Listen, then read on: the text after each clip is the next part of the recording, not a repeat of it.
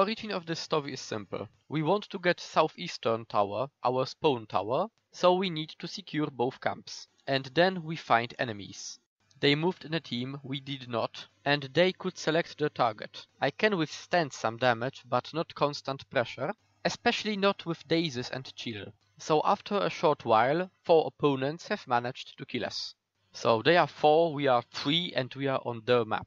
So our logical conclusion was, we can use sentry point next to our spawn to meet them and crush them. Mind you, the crushing part was not certain, but we always try. I know they know I am squishy, so I charged forward at them. I want them to nuke me as long as I have defenses. Brimhorn went with me while T focused a single herald.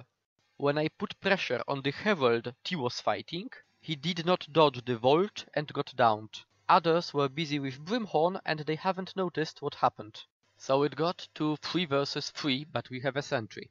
We pressure them a bit and try to kill the Reaper. But doing this, Herald can do whatever he wants to, and combination of Reaper chill with Coalescence of Ruin downed me.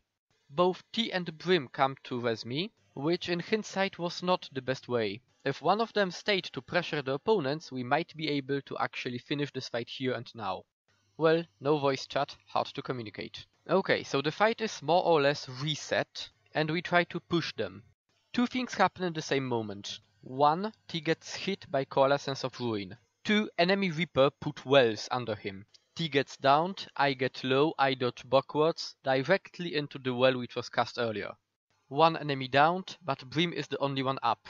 He made a proper choice of getting T up. I can come from spawn here, and she is much less glassy than I am.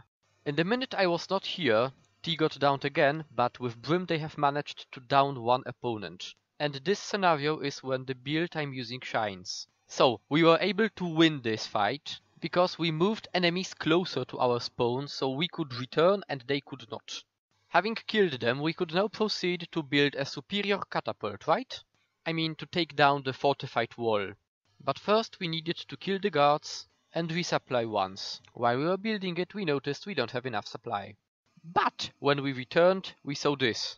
T died defending the superior catapult build site. They kind of managed to surprise us and scatter us, and this was a different group this time. The group we killed earlier, well, they didn't manage to get here in time yet. Unfortunately, without knowing enemy composition or without knowing what is happening, we could not have won this one. So let's make a stand at sentry.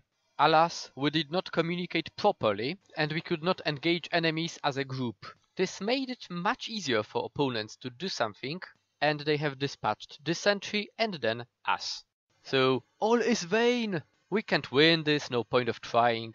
But there is a camp, our camp, and it is not over unless we are out of things to defend.